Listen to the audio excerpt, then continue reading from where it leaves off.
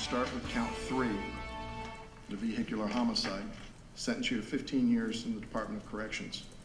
As to count 1, DUI manslaughter, sentence you to 14 years in the Department of Corrections, consecutive to count 3.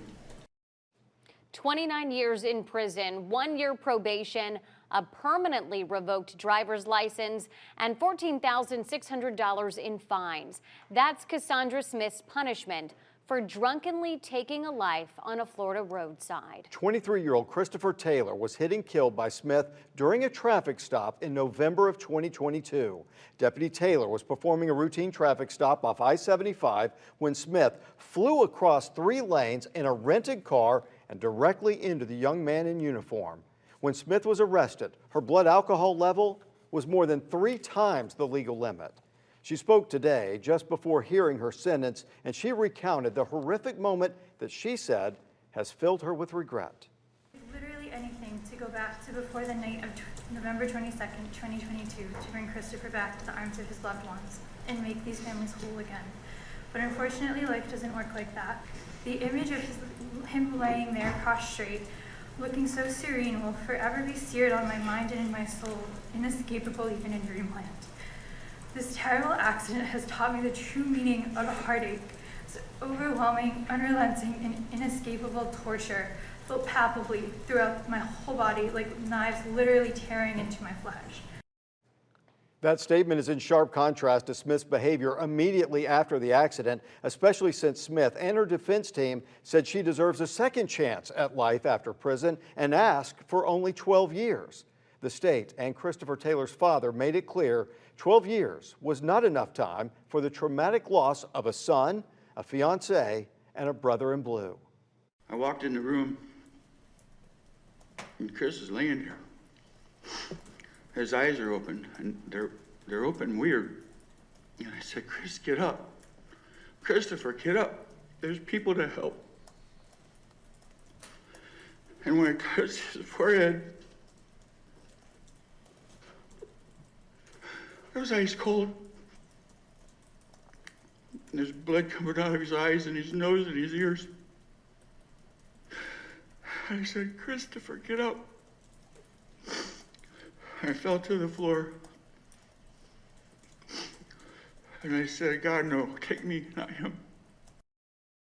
Smith's 29-year sentence is bringing some closure for Taylor's loved ones. But the pain and the grief, they remain tonight. And the Night Beat's Justin Case joins us now live from the Charlotte County Justice Center. Justin, what was the emotion like in the room as Smith was sentenced?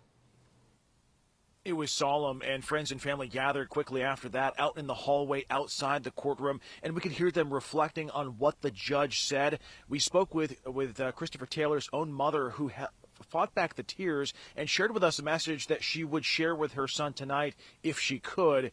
And of course, friends and family also told us that yes, this brings some closure, but there is still so much pain tonight. A whole life ahead of him. Christopher, I love you, I miss you, and we got some type of justice today for you. A whole life ahead of her. I don't ever expect you to forget, but it is such a gift to us that some of you have found forgiveness, and I thank you for that. Sorry.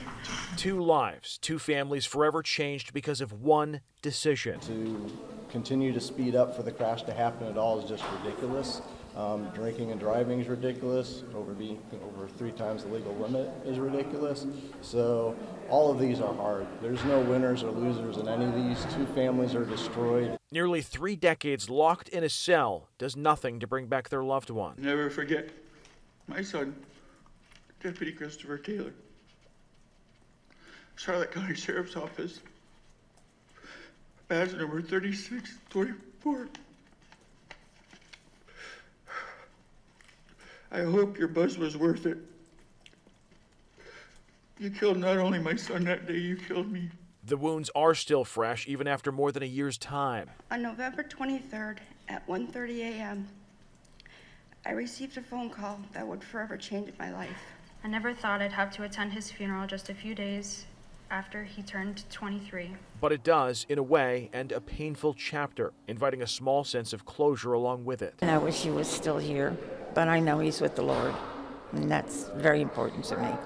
Part of our life is closed, like the part of coming to court and having to hear it all over again. That chapter's closed, grieving's not.